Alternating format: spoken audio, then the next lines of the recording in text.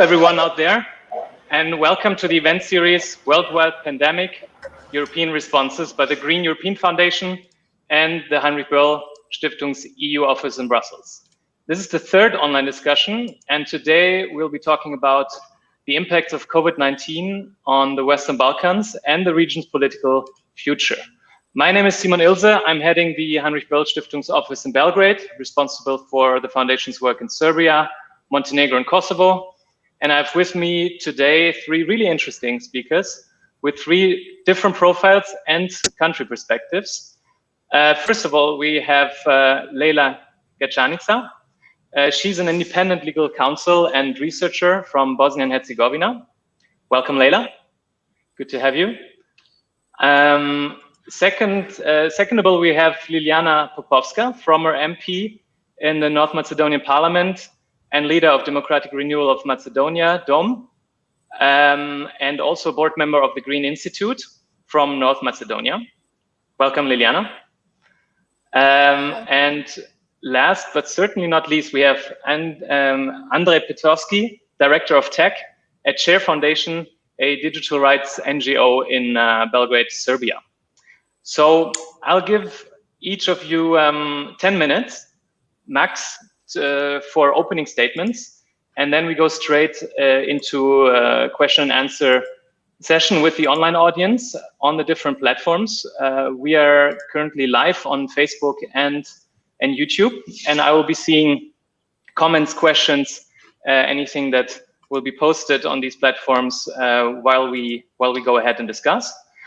Before going into the start of the analysis, how the pandemic is influencing our daily lives, as well as our political, environmental, economic, and societal realities in the Western Balkans, let me just quickly give you an outlook on the dynamics we're looking at. Basically now, in the Western Balkans, we are in the middle of the second wave, I would say. We have a surge of newly infected people in Croatia. Serbia was just reporting 400 new cases overnight from yesterday. There's a lot of cases in Montenegro, especially if you look at the index by 100,000 inhabitants. Also, one should not forget the freedom of movement, basically visa-free travel, which is a given for the region to the EU, is at the moment suspended. So without a visa or a permanent residency in the EU, people from the Western Balkans cannot travel to the EU at the moment. Over this summer of 2020, which has been a very challenging summer for all of us, we had 3 parliamentary elections in the region, in Serbia, Montenegro, and North Macedonia. All the 3 of them parliamentary elections, and we had in Kosovo a very abrupt government change. I can say that from my perspective, I live in Belgrade. I travel the region regularly, but we had from a very radical closure in the beginning, then a very radical opening around the time of when the parliamentary election campaign started, and then attempts to lock down again, which was met by uprisings, demonstrations, and police violence. And now we are seeing a more balanced approach, but still a proper adaptation of the personal and collective behavior is lacking, I would say. There's no systematic tracing. We've heard about cheating on numbers in the registry of newly infected cases in Serbia, but we'll get to all of that. You see already that this pandemic has been very dynamic for the whole world, but especially also for the Western Balkans, and it has really been a testing situation for governance, accountability, and truthfulness. So I'm very happy to give the floor now to Lejla Gacanica from Bosnia and Herzegovina to give us a small opening statement about what's the situation there. Thanks, Lejla, the floor is yours. Thank you, Simon. Thank you for the invitation and, of course, for bringing opportunity to bring a piece of Bosnian perspective in these pandemic times. What I would really like to emphasize on the very beginning is that all the issues and all the challenges that we were facing before pandemic actually remained, and not only remained, but they were even more pronounced. Let's start with a complex state structure, which is a barrier to coordination and cooperation between different levels of authority. We see here, therefore, the pandemic crisis management structure was and still is highly decentralized and very complex. I would really also like to give an example of or illustration how that looks in the practice. We actually had, for example, in one entity, state of the emergency, proclaiming state of different states than normal. And in another entity, we have state of natural or other diseases. So you can actually imagine how this was affecting the response from the government, and this eventually caused very different measures in their scope, but also in the protection of the citizens. Pandemic in Bosnia and Herzegovina actually affected a number of political, social, and economic rights. Our government and government's responses to measures directly affected public health, but also impact fundamental freedoms such as freedom of movement, freedom of expression, but also certain kinds of economic activities of the citizens, but also access and right to social protection, actually not making but also deepening the existing gaps in all aspects of private and public life, even more pronounced and deeper. If it's okay to say, and I believe you already announced it as okay, to call March and April and May as a first wave of pandemic, then that period in Bosnia and Herzegovina was marked by very early and strong measures. These protection measures, and I would like to establish kind of time frame for this, and I think you already very good announced it. If we try to kind of take a flow of what is happening and how pandemic impacted, then we can look at protection measures on the first wave, then recovery measures, and eventually, very recently, protection measures again. So when we talk about these first protection measures, they were in Bosnia and Herzegovina they were not very proportionally posted, and in some cases, human rights violations were registered. So when we talk about violation of human rights, even in these cases of pandemic or state of emergency or state of natural or other diseases, whatever we formally call it, then we have to be aware that this was caused by with a lack of understanding of human rights responses, but at one hand, and another hand, but by not so very well considered implementation of it.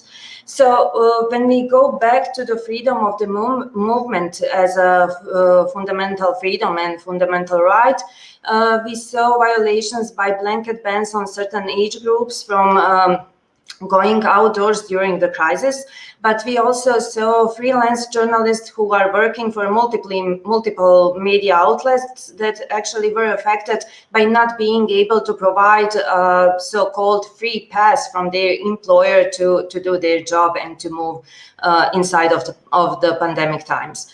Also, freedom of the expression was violated by introducing law that was prohibiting the spread of panic and disorder during the state of emergency. In other words, in practice, this meant actually censorship, but also monitoring media and information via social networks. Last but not least, when we talk about violations of fundamental rights, there is protection of personal data violation.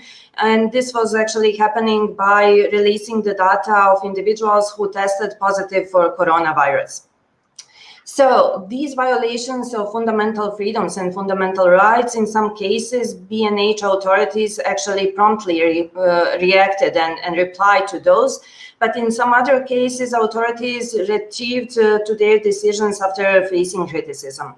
Besides violating the basic human rights and the freedoms, I would also like to emphasize that the measures didn't take into consideration different needs and different positions of certain groups, like persons with disabilities, victims of domestic violence, refugees, and migrants, which are very present in Bosnia and Herzegovina. I would also like to use an example as a very illustrative example that occurred in a very peak of pandemic, and it was related by trying to impose the very harmful labor law in Federation of Bosnia and Herzegovina, meaning only one entity. And this came actually as a kind of attempt to legalize abuses of workers' rights that arose with a state of emergency.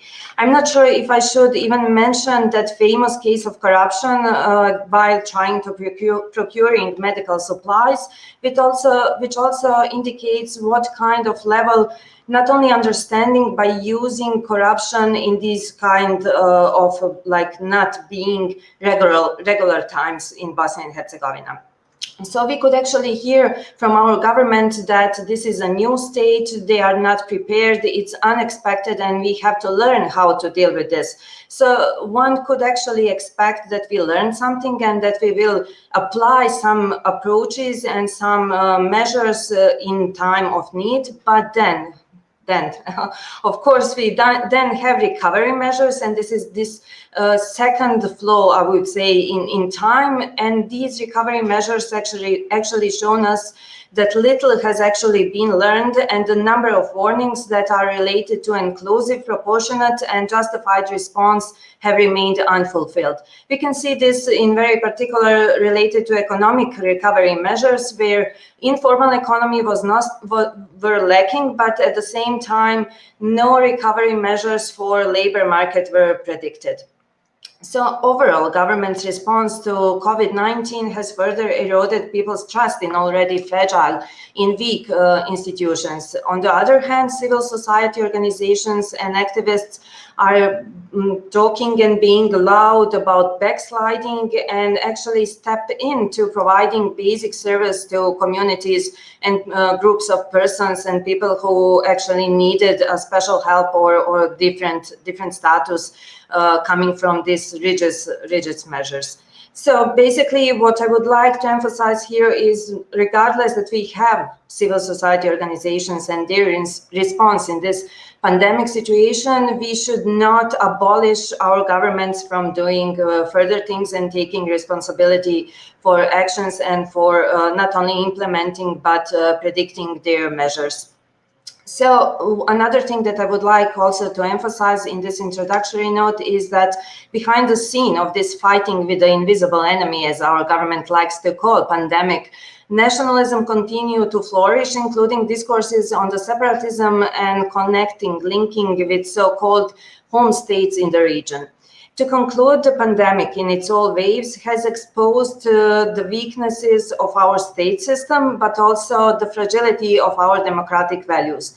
What we actually could see in pandemic is consequences of a systematic and purely formal approach to democracy and to actually being oriented towards maintaining existing systems and power relations. This definitely reflected to many ongoing processes in Bosnia and Herzegovina, including EU integration processes. But not to say that everything is lost and nothing could be done. I see European Union as a very important actor in Bosnia and Herzegovina, and the financial help that occurs during the pandemic was very much needed and it was provided, but we should not lose from our side that investment do not guarantee democracy. So what I would definitely advocate for is more value-based EU approach and more value-based push in our actually integration process in Bosnia and Herzegovina. I will stop here to leave enough time for other colleagues, and I'm looking forward to discussion. Thanks a lot, Leila. Thank you very much for this overview and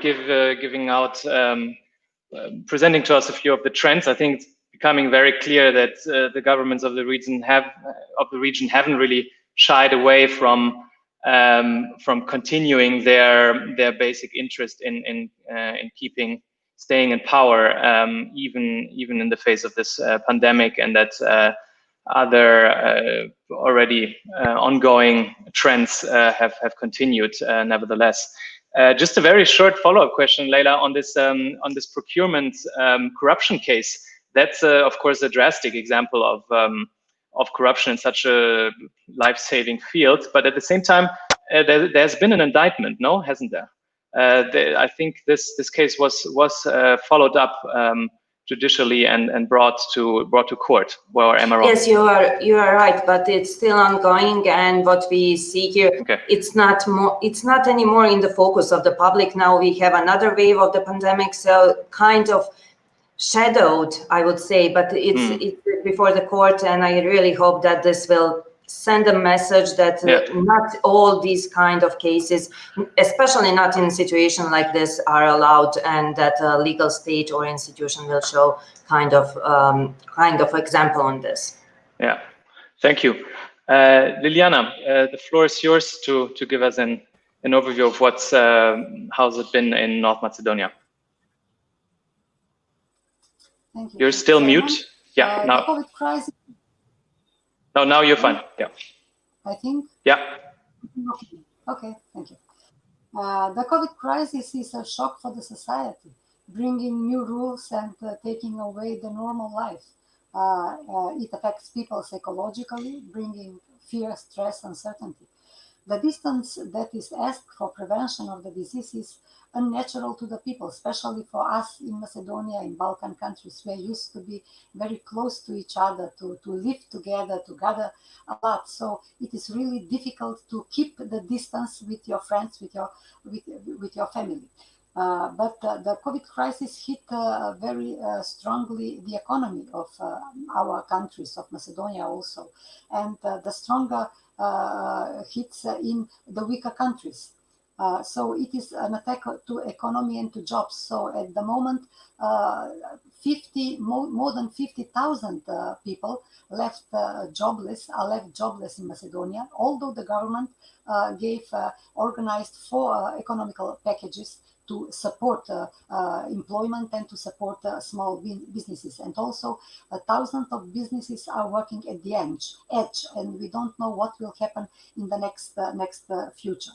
Politically, the COVID crisis is a test for democratic capacity of the leadership and society in general. And I can say that Macedonia passed this test pretty good. The freedom of speech is guaranteed and kept through electronic and social media, through the parliamentary debate, through local councils, and everywhere. So there are, of course, all kinds of talking, constructive and not constructive, true stories and fake news. But what is important is that the mainstream of these talkings, of these debates, is democratic and open-minded, and it prevailed. So this is very important. Macedonian government succeeded to handle the crisis somehow, even very good in the beginning, from March to June. And the hero, let's say, in brackets, of this period was the Minister for Healthcare, who got over 80% of trust by the citizens, because he was extremely transparent, and he was giving information each day on press conferences and answering along to each question from the journalists, and the journalists were connected with the citizens who also could ask questions through them. So this procedure was very important to make people calm, to make calm in this difficult situation. So even this lockdown was passed on a relatively normal way, believing that the people believe that they're doing something that is good for common good. And Macedonia was very good with let's say, with results. We had very low results of infected people and of mortality rate. So it was even surprising result for many citizens, and the trust in institutions raised also in general. So it was good to see that the country performed as a stable country and organized country in difficult times, because we had a lot of stresses in the past, and really it was interesting feeling for the people to keep that the country is organized in such a difficult situation, and people were dedicated to common good. as they believed, and that was some kind of cohesion in the society. What is even more interesting is that all this happened during the technical government, because the parliament was dismissed and we were waiting for the early elections. They had to be held in April, but then they were, because of the COVID crisis, they were postponed for June, and finally held in July, 15 July. But even this technical government, where opposition was inside, together with position, with governmental majority, they both succeeded to give a decent, let's say, performance in this difficult time. But what happened after that, after this relatively good performing, the daily politics ruined everything.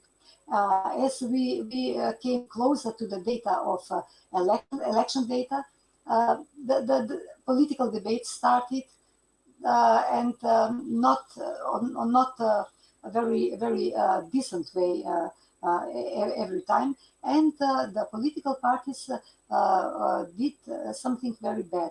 They started to play with the religious feelings of the citizens, because May was the period of time when in Macedonia there are a lot of holidays, some religious, some national, and each party was playing with its own voters and giving a permission, let's say, to the some part of the voters.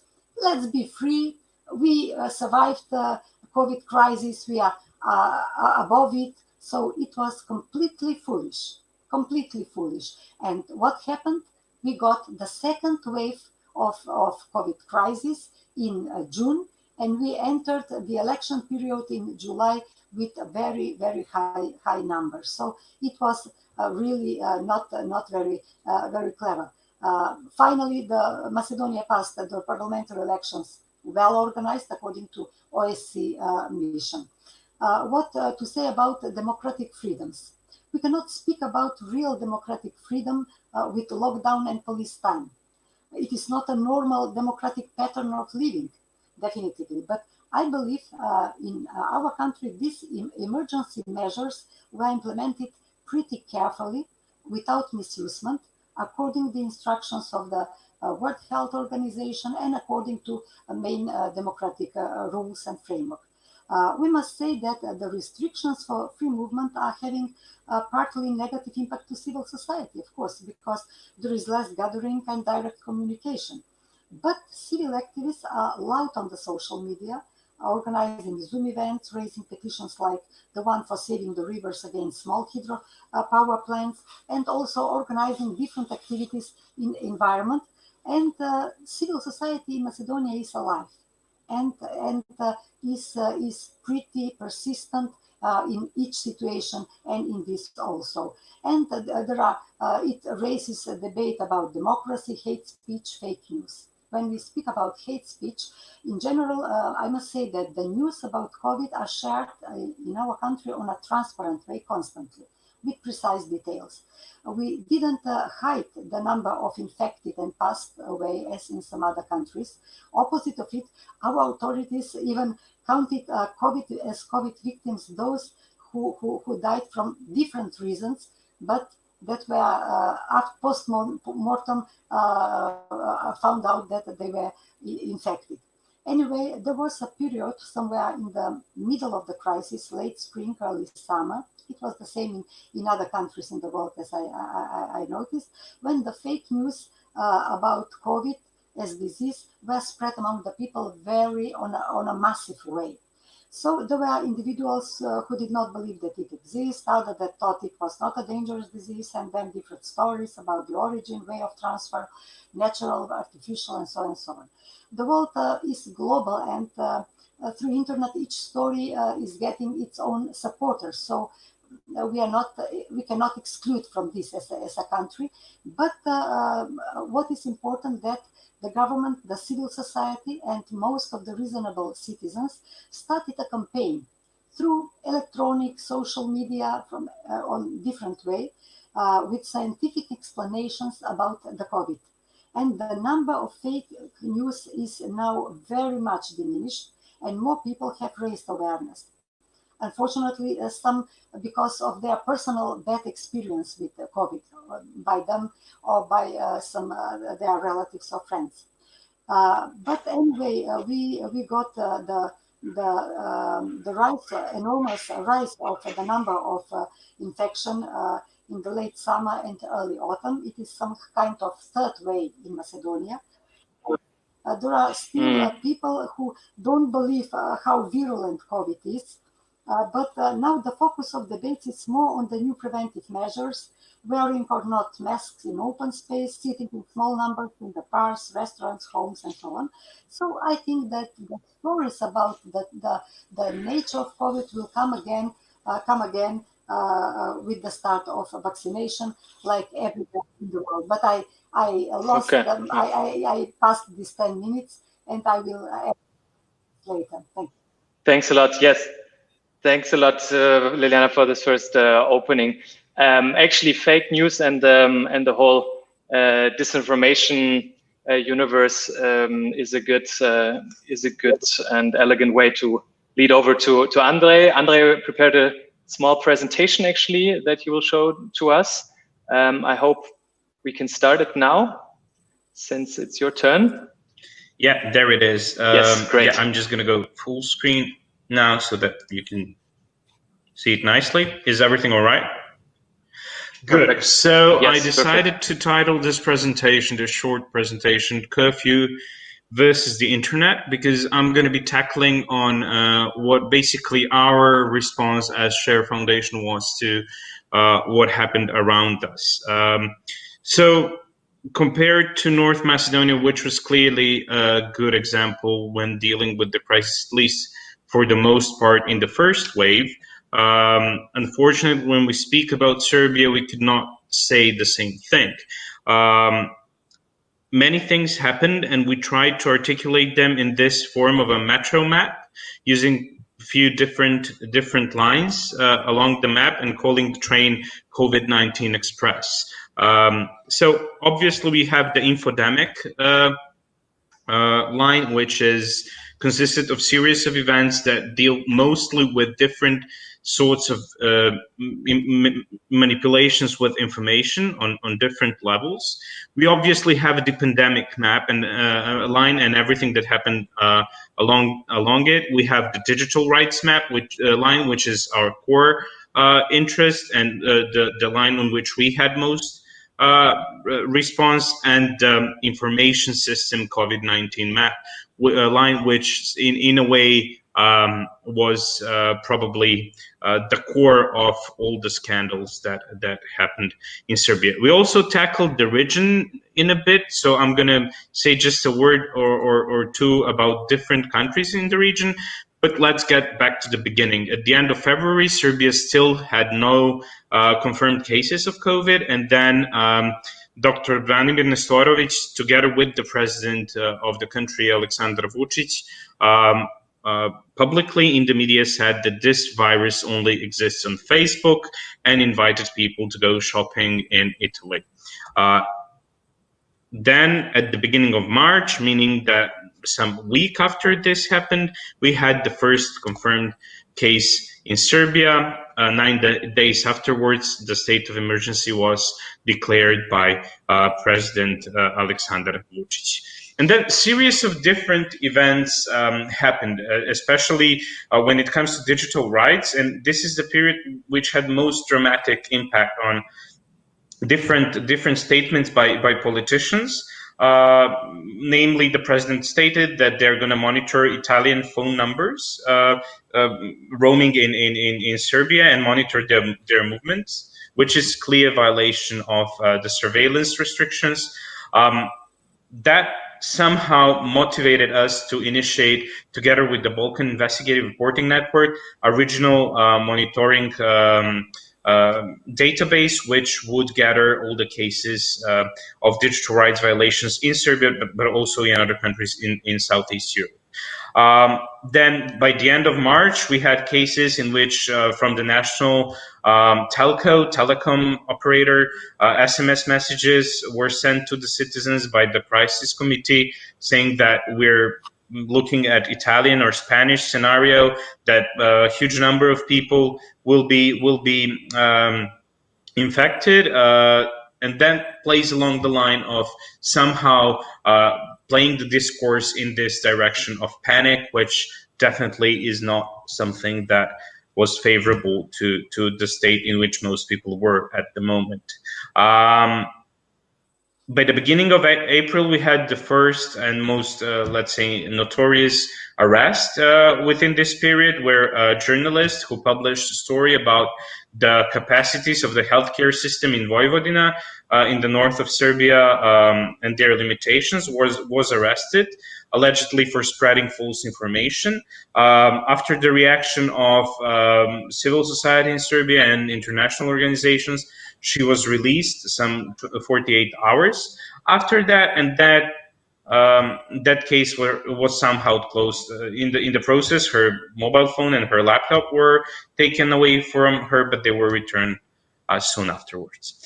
And then we go to the probably most grave, let's say, most serious thing that happened during this pandemic, and that's the entire stream with the information system COVID-19, which is an information system that the government of Serbia created at the beginning of the crisis.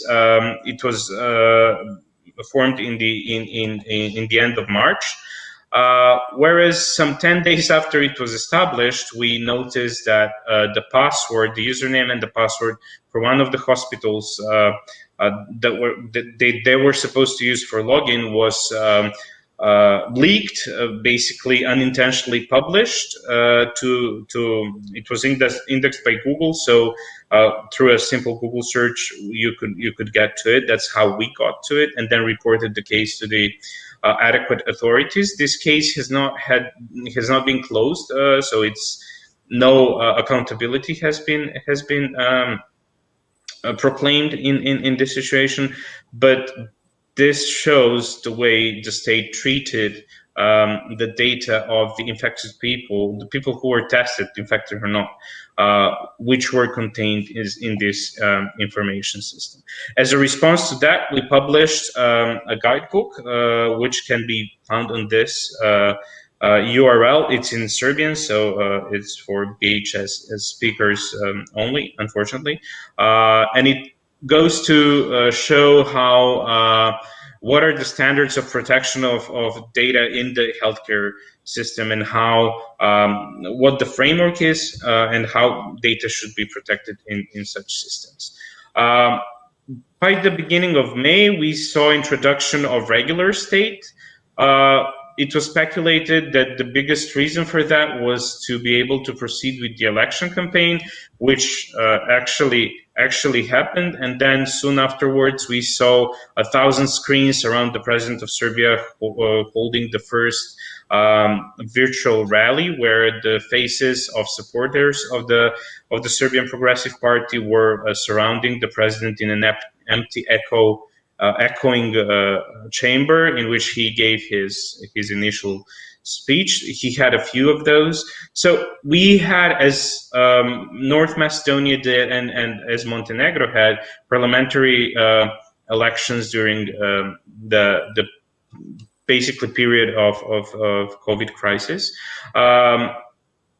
Bearing in mind the results, it shows how the political landscape in Serbia is shifting towards something that's quite closed. But during the campaign, we basically saw no campaign at all. There was practically no political messages that were streamed strong, either from the side of the opposition, who was in a way boycotting the election, or from the side of the government with any program messages or something. We ended up with a parliament that's basically exclusively government without opposition parties. So it's going to be interesting few years in Serbia when it comes to democracy in general, and of course digital and all other rights. On the 21st of June, we had the actual elections. Besides parliamentary elections, we also had local elections and elections in the autonomous region of Vojvodina. So there were measures that were in place. The campaign was obviously held to some extent online, but it was not, as I said before, it did not really communicate any strong messages. On the stream of lack of trust in the information system that I mentioned before, the Balkan Investigative Reporting Network, their Serbian office, basically published a story that there is inconsistency between the numbers that were published on the press conferences on a daily basis and the numbers contained in the information system. There was entire drama surrounding it, with the Prime Minister saying that the information system is unreliable, whereas she herself, a few weeks before that, said that this is the only reliable system there is. Then they ended up blaming the IT department for mixing something up. As I mentioned before, this case has not been cleared fully. So basically, to this day, there is a major lack of trust between the society and let's say establishment when it comes to the number of infected people and the people who have died of COVID-19. For this purpose, we produced, to just clarify the entire system, we produced a short video explainer, which is published on our YouTube channel. It's a short video explaining how this system should work, and it's collaged with different statements by different government officials.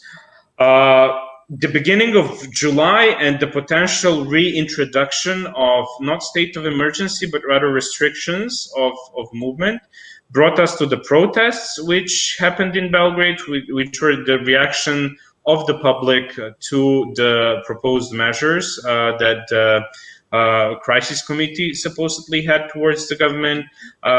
Those were unacceptable for the citizens, and they decided to react. There was a few days of political unrest in Serbia, and it's interesting that the first night of the protest, there was only one TV channel without national frequency that basically streamed live from the location. The national TV and all the other TV stations that do have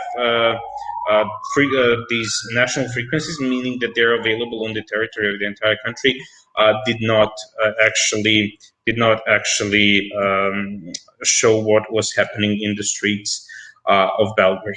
Now, when it comes to the region, there was the Electronic Communications Act in Croatia, which somehow tried to introduce, let's say, bigger mandate to the law enforcement to basically monitor the movement and other aspects of communications to basically be used in crisis management. In this case, in Montenegro, a list of infected people was published, not by the government, but it was leaked by someone from working in a hospital.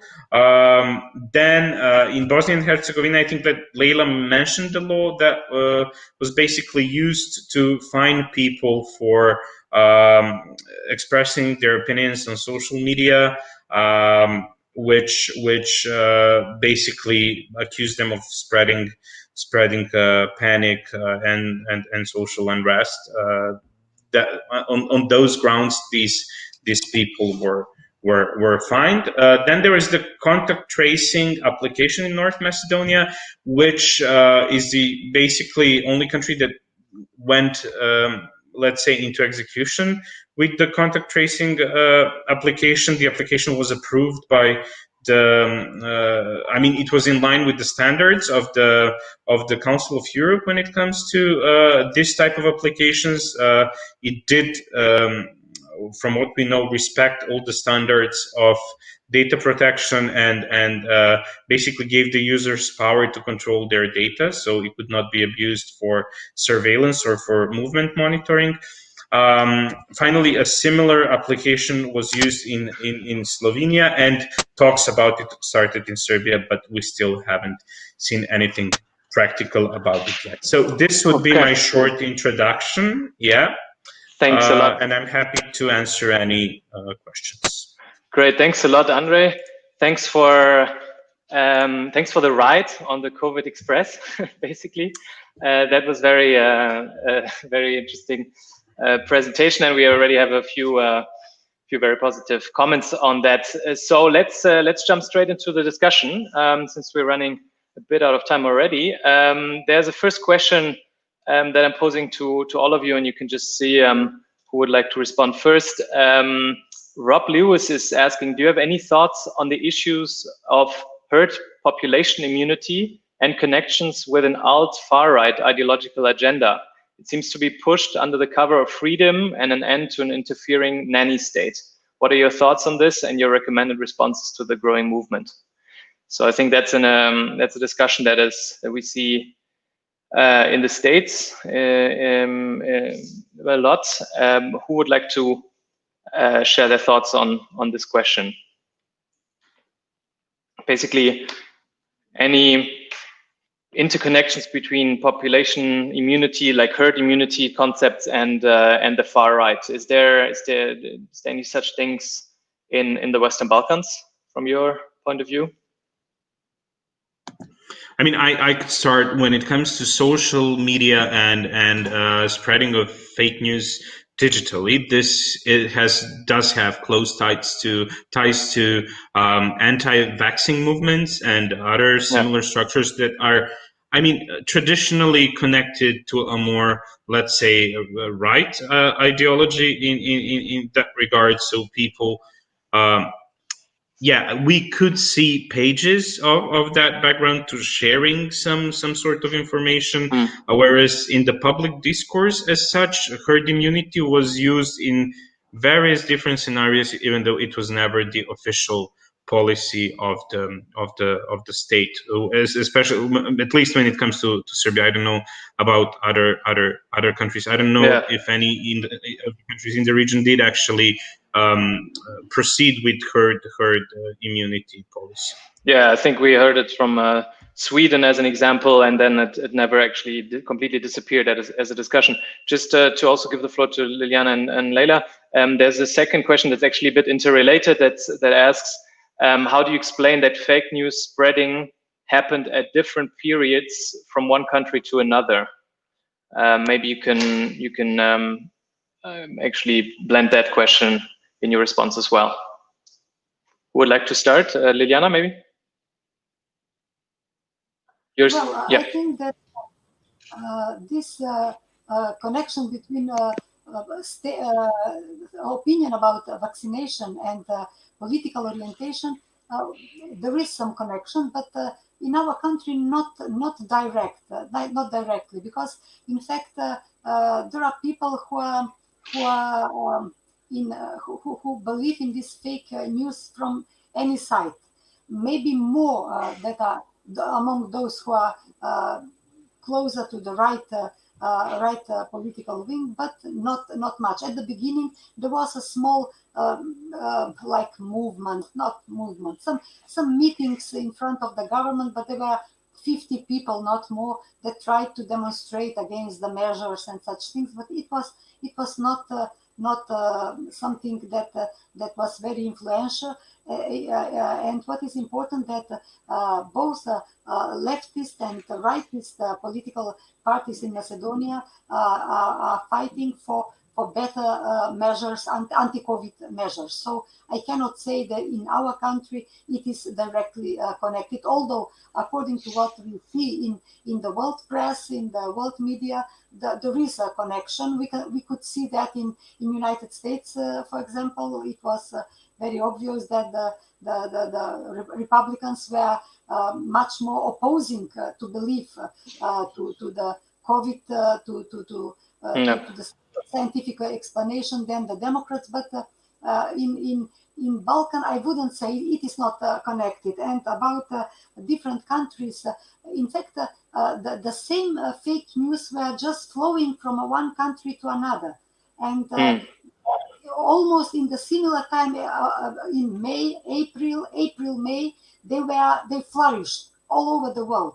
Anti-vaxxers and different movements that are in fact anarchistic, I would say, not rightist, anarchistic movements from any kind, extra leftist, extra rightist, they both are connected. What we saw in Macedonia at that small meeting in front of the government during the spring, let's say, it was a small, pretty funny meeting of people who were some extra leftist and some extra rightist and some from nowhere. They just didn't believe the balance. Yes, so it is very mixed. It is a confusion in some minds in those people who doesn't trust to science. Yeah, I guess that's also the debate a little bit of what kind of discontent is being expressed on the streets and in front of government buildings and what is happening online exclusively. Leila, would you like to comment still on this part, or should we continue? Yes, I would like just to say shortly a few things.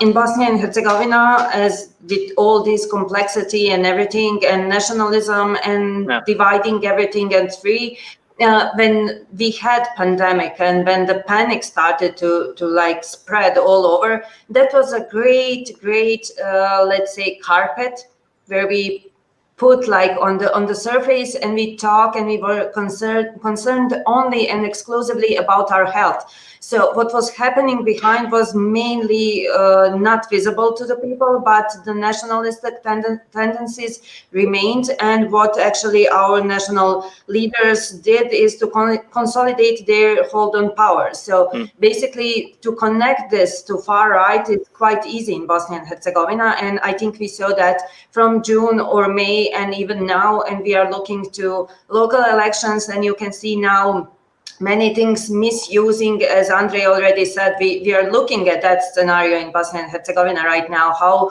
pandemic will be used or misused to manipulate people in Bosnia and Herzegovina. Regarding fake news, it is also a consequence of not having organized at the same level, same source and same source of information. So information were everywhere. So people was quite confused, and was also what contributed to fake news and to spreading the panic was also the thing that some people, like people with disabilities or people without technological equipment, could not access to most of the information.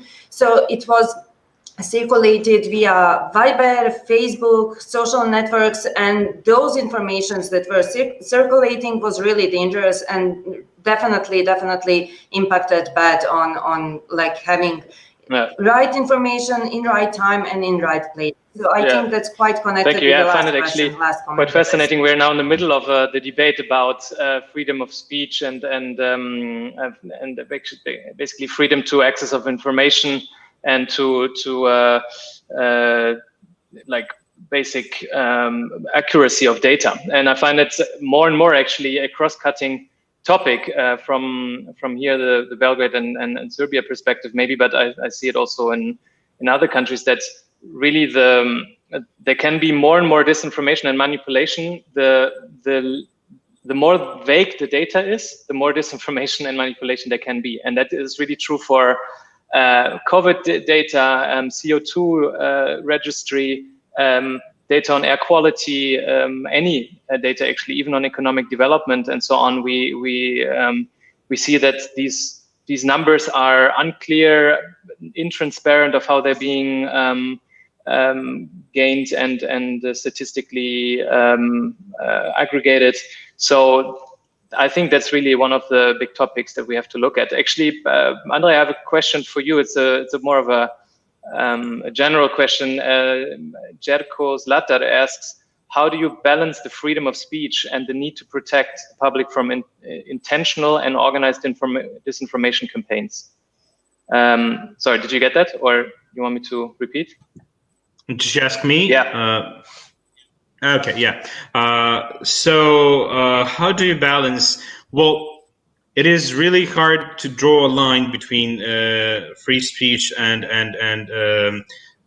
hate speech in many situations, actually. And it's now really the important question is who has the authority to control such things. If you give it to the hands of the government, it can be potentially tricky. North Macedonia did have a strategy for battling disinformation at some point, which was quite well thought. I don't know whether it's basically implemented or whether it works in practice. In Serbia, we still don't have any framework when it comes to how the government deals with disinformation. Anyway, in a situation in which you have deep lack of trust between the government and the society, I would stay really cautious in giving governments any sort of power to control flow of information online. On the other side, we see platforms that start yielding political power, which is as strong as many countries now. For example, Facebook as a platform did have a role in the elections in 2016 in the United States, and probably many other political and democratic processes. So these companies do have a lot of power. Their response to the moment is not really adequate when it comes to how do they deal with this spread of false information within their networks. There are some efforts, but it's a long shot. Well, I think that at the moment there are no. There are some probably disinformation or misinformation online related to this topic, but I think that there are other topics that are more, let's say, hot at the moment. Because in most cases, disinformation, unless if we exclude political manipulation, they do fall in the domain of clickbaiting. So you need more clicks from readers in order to generate some profit. Yeah. Okay. Thank you. I would like to just quickly. There's no more questions at the moment from the online audience, but I would have another aspect, just zooming out a little bit and bringing in maybe the ecological, environmental dimension in this COVID-19 crisis. I mean, there's been a lot of talk about, okay, now the attention is clearly on COVID-19 and combating this pandemic. So at first, no more time and resources for really continuing to combating the climate crisis. And it was even sometimes suggested that, now anyways, people flew less and there was less emissions because economies slowed down. So we would somehow, it was suggested that we gained some time, which I think is actually a pretty dangerous suggestion. But now we see that there's a recovery package proposed by the EU Commission for the Western Balkans in actually rebuilding the economy in the Western Balkans, and there's 10 flagship projects proposed, and actually quite a few of them talk about transitioning away from coal, renewable energy promotion, Green New Deal issues being addressed, like circular economy and so on. How do you see these mechanisms succeed? May I? Yeah, sure. Yeah. Thank you, Simon. I think you tackle the very important sense of this green transition in Balkans, because in fact most of the Balkan governments are trying to get through the economic crisis with mega projects, and all of such mega projects are in fact danger for the nature. So like rate on water for Serbia, 80 minings in small Macedonia, small hydropower plants. Yeah. And so these are the same story everywhere. In fact, even when there is no corruption in the mind of some politician, even if it's not, they are entering the issue they don't understand, and they don't understand from the environmental point of view at all. And they still think in the way of old-fashioned way of doing business. Let's do it big. Let's do it big, that the next future generation will know what have I done.